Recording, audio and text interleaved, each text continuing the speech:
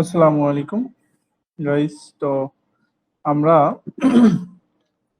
জাভাস্ক্রিপ্টের যে টিউটোরিয়াল এটা আমরা শুরু করেছি।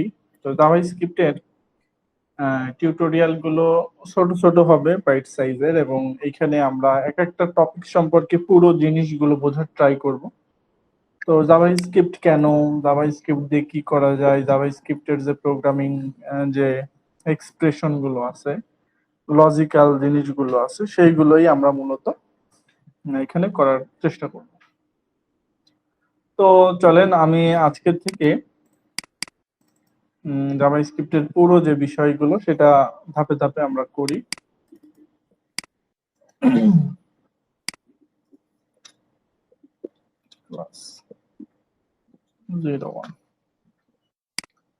তো এটাকে আমরা ভিজুয়াল স্টুডিও কোডে অন করি। জাভাস্ক্রিপ্ট মূলত এইচটিএমএল, সিএসএস এই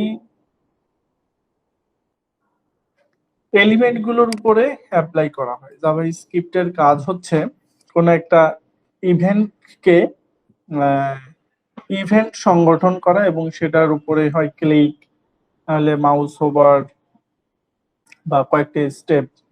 এই যে লজিক্যাল জিনিসগুলো আমরা আস্তে আস্তে করে জাভাস্ক্রিপ্ট এর ব্যবহার গুলো দেখব।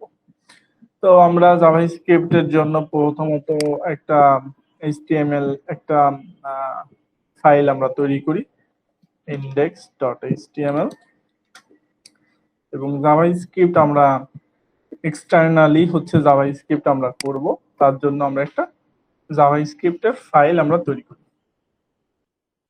JavaScript main.js। তো আমরা এইচটিএমএল এর ফাইলটা ডকুমেন্টেশনটা তৈরি করি ডক টাইপ। তো এখানে আমরা এইচটিএমএল ফাইল, জাভাস্ক্রিপ্ট মূলত কোন একটা এইচটিএমএল এর পেজে বটম বটমের দিকে আমরা মূলত এটাকে লিংক করি, কারণ হচ্ছে জাভাস্ক্রিপ্ট সব থেকে শেষে কল করা ভালো। না হলে আমরা, যেহেতু জাভাস্ক্রিপ্ট বা এইচটিএমএল বা সিএসএস এটা হচ্ছে টপ টু বটম কাজ করে, কলিং যে জিনিসগুলো, যে প্রথমে অ্যাপিয়ারিং এর যে বিষয়টা, প্রথমে হেড, তারপর বডি, বডির ভিতরে যদি এইভাবে তারা সিরিজ অফ এলিমেন্ট হিসেবে এটা আসে। তো যখন আমরা জাভাস্ক্রিপ্টে আগে কল করব, তখন জাভাস্ক্রিপ্ট যখন ইভেন্ট আগে সংগঠন করে ফেলবে, ওই ওই ক্লাস বা ওই এলিমেন্ট বা ওই আইডিটা যদি পরে আসে, তাহলে দেখা যাচ্ছে ওই পেজের যে ইভেন্ট গুলো সেইগুলো তখন আর সংগঠিত হবে না। এই কারণে আমরা সবসময় জাভাস্ক্রিপ্টকে নিচের দিকে কল করব, অর্থাৎ নিচে রাখবো, এটাকে লিংক করব। তো জাভাস্ক্রিপ্ট ফাইলটা এক্সটার্নালি আমরা লিংক করি মূলত এইভাবে, যে script স্ক্রিপ্ট, এর ভিতরে আমরা সোর্স src সোর্স, এই সোর্সের ভিতর আমরা মূলত main.js এইভাবে আমরা জাভাস্ক্রিপ্ট ফাইলটাকে লোড করি। যাই হোক, আমরা জাভাস্ক্রিপ্ট শিখতেছি, তাহলে আমরা দিতে পারি লার্নিং জেস। তো এখন আমরা এখানে একটা h2 নিলাম, নিয়ে এখানে লিখলাম we are learning জাভাস্ক্রিপ্ট। এখন আমরা এটাকে একটু লাইভ দেখি। তো এখানে আমরা দেখলাম যে এটা আসছে। এখন আমরা চাচ্ছি যে এই লেখাটাকে আমরা জাভাস্ক্রিপ্টের মাধ্যমে এটাকে কালার করব। তো জাভাস্ক্রিপ্টের মাধ্যমে কালার করতে গেলে এই যে এলিমেন্টটাকে ধরতে হয় মূলত। তো এই এলিমেন্ট, এই জিনিসগুলোই আমরা মূলত শিখবো, যে এটাকে কিভাবে ধরবো, এটাকে কিভাবে কালার করব, এই বিষয়গুলোই আমরা দেখবো। এখন এই জাভাস্ক্রিপ্টটা মূলত লোড হয়েছে কিনা সেটা আমরা একটু চেক করি। এখানে আমরা console.log console.log করে আমরা এখানে লিখতে পারি হ্যালো। ওয়েলকাম হলো। এটা আমরা যদি দেখতে চাই যে জাভাস্ক্রিপ্টটা লোড নিচ্ছে কিনা, তাহলে আমরা এখানে আসবো, এসে এটাকে ইন্সপেক্ট করব। ইন্সপেক্ট করে আমরা কনসোলে দেখব। এটাকে আমরা নিচে করি, কনসোলে আমরা দেখব যে এখানে জাভাস্ক্রিপ্টটা পাইছে কিনা।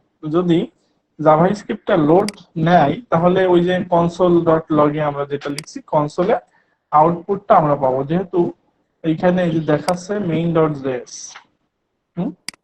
কিন্তু কনসোলে আমরা কোনো আউটপুট দেখতে পাচ্ছি না, যে ফেইল টু লোড সোর্স। তাহলে আমাদের এইখানে এইটা হচ্ছে লোড নেয়নি। কনসোল ডট লগ,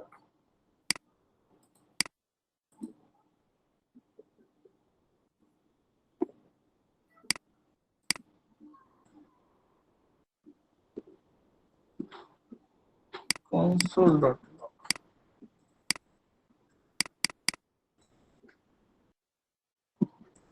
আচ্ছা, আমরা আরেকটু অন্যভাবে দেখি। Document dot right, document dot W right, document dot right, এইটা আমরা দেই হ্যালো। তো এইটা মূলত, এই হ্যালো আমরা যে লিখছি, হ্যালোটা মূলত প্রিন্ট হবে হচ্ছে এই ডগের ভিতরে, অর্থাৎ এই ইন্ডেক্স ডট এইচটিএমএল এর ভিতরে। আর কনসোল যদি আমি করি, তাহলে কনসোলে দেখাবে এইখানে। কনসোলে না দেখানোর কারণ আচ্ছা পরে দেখতেছি। আমরা একটা ভেরিয়েবল নেই। ভেরিয়েবল কি জিনিস? ভেরিয়েবল হচ্ছে as like a container.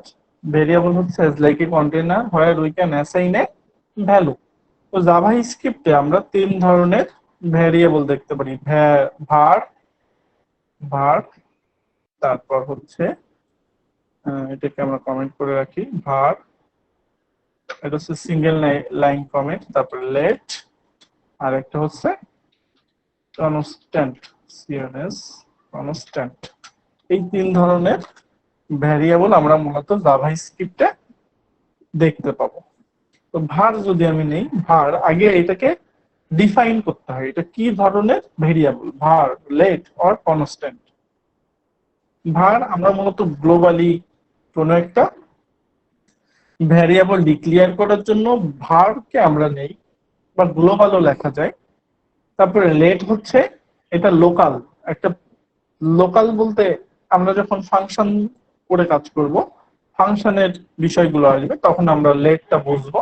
R constant হচ্ছে একটা ফিক্সড, যেমন পায়ের ভ্যালু হচ্ছে 3.1416, তারপর আলোর গতি, এই যে একটা ভ্যালু, এটা কনস্ট্যান্ট। তো এটাকে আমরা কনস্ট্যান্ট হিসেবেই রাখতে পারি, তখন আমরা এই কনস্ট্যান্ট ভেরিয়েবলটা দিতে পারি।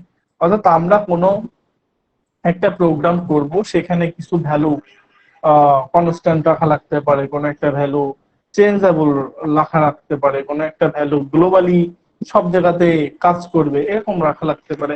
তো সেই ক্ষেত্রে মূলত আমরা এই ভ্যারিয়েবল গুলো দিয়ে কাজ করি, ঠিক আছে।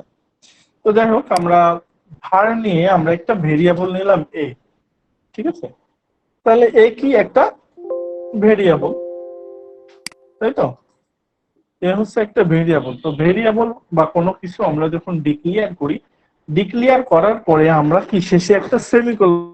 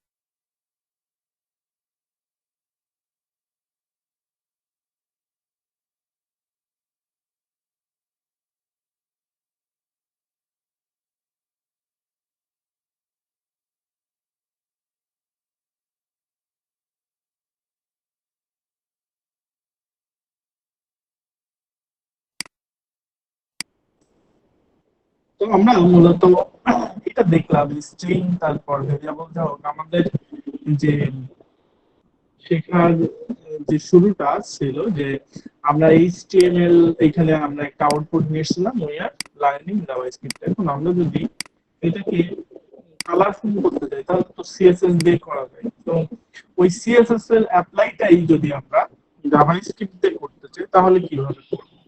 তো আমরা জাভাস্ক্রিপ্ট দিয়ে করতে গেলে মূলত এইটাকে আগে কোন একটা সিলেক্টর দিয়ে ধরতে হবে। আমরা এখানে এই এইচ2 এটাকেও আমরা সিলেক্টর হিসেবে রাখতে পারি। তো আমরা যদি এইভাবে এখানে একটা আইডি দিয়ে দিই, আইডি এখানে আমি দিলাম হচ্ছে হেডিং। তো এটাকে আমি যদি ধরি, প্রথমত আমরা এখানে ধরলাম, মনে করেন যে document dot get element by ID. Get element by ID দিয়ে আমি মূলত এটাকে ধরলাম। তো এটাকে ধরে আমি যদি ডট স্টাইল করি, S T Y L style করি, এবং এটাকে আমরা যদি বলি যে রেড, তাহলে আমরা দেখব কি যে এটা মূলত আচ্ছা, আমরা একটু সিএসএস অ্যাপ্লাইটা দেখি এখানে। সিএসএস ইন্ট্রো ক্লাস, তো কিভাবে আমরা সিএসএস জাভাস্ক্রিপ্টের মাধ্যমে আমরা দিতে পারি জাভাস্ক্রিপ্ট ক্লাসেস, সরি ডম সিএসএস। তো আমরা প্রথমত, আচ্ছা এখানে প্রথমত আমরা এই যে ডকুমেন্টের গেট এলিমেন্ট বাই আইডি, তারপর স্টাইল ডট প্রপার্টি, আমরা সিএসএস এর ক্ষেত্রে দুটো জিনিস জানতাম। প্রথমত স্টাইলের পরে ওইটার প্রপার্টি দিতে হবে। তো আমরা প্রপার্টি কি দেব? প্রপার্টি হচ্ছে ওই এই হেডিং, অর্থাৎ এই এইচ2 এর প্রপার্টি গুলো কি কি হতে পারে? ওই যে কালার, ফন্ট সাইজ, তারপর ফন্ট ওয়েট, ফন্ট লাইন, তারপর শ্যাডো হতে পারে, ব্যাকগ্রাউন্ড কালার হতে পারে। এগুলো কি ওর প্রপার্টি। তা প্রপার্টি আমরা যদি এখানে রাখি কালার, সিও এলো আর কালার, কালার মানে কি ওই টেক্সটের কালার, তাহলে আমরা দেখবো যে এখানে এটা চেঞ্জ হয়েছে। ঠিক আছে, তো আমরা এই যে এইখানে আমরা এই বিষয়গুলো যদি, এবার আমি যদি এখানে দিই প্যাডি বা background colour, BC background colour, এটা যদি আমরা দিই তাহলে আমরা দেখবো কি যে ব্যাকগ্রাউন্ড কালারটা লাল হয়েছে। কারণ আমরা যদি এইখানে আরেকটা ক্লাস নেই, এখানে যদি দেই আমি প্যাডিং, প্যাডিং আমরা যদি নেই, এখানে যদি দেই 10 পিক্সেল, তাহলে কি হবে? এখানে 10 পিক্সেল, এই যে 10 পিক্সেল চারপাশে দিকে। তো এই যে বিষয়গুলো, এইটা আমরা আস্তে আস্তে করে আরো দেখবো। আজকে যেহেতু আমাদের শুরুটা ছিল, তো আমরা আজকে দেখলাম যে এইভাবে আমরা একটা ডম বা ডকুমেন্ট অবজেক্ট মডেল, একটা এইচটিএমএল এর ভিতরে আমরা একটা জাভাস্ক্রিপ্ট ফাইলকে লোড করতে পারি, এবং ওই জাভাস্ক্রিপ্ট ফাইলের যে আউটপুট গুলো, সেইগুলো কিভাবে আমরা ব্রাউজারে আমরা দেখতে পাই। তো সামনের যে ভিডিওটা আসছে সেটা আরো ইন্টারেস্টিং হবে আপনাদের জন্য, এবং আমরা আস্তে আস্তে করে জাভাস্ক্রিপ্টের পুরো কমপ্লিট কোর্সটা কমপ্লিট করব, এবং জাভাস্ক্রিপ্ট দিয়েই আমরা 2-3টা অ্যাপ্লিকেশন ডেভেলপ করব আশা করা যায়। তো সঙ্গে থাকুন আমাদের সাথে, লাইক শেয়ার কমেন্ট করুন। সবাইকে অনেক ধন্যবাদ ভিডিওটা সঙ্গে থাকার জন্য। আসসালামু আলাইকুম।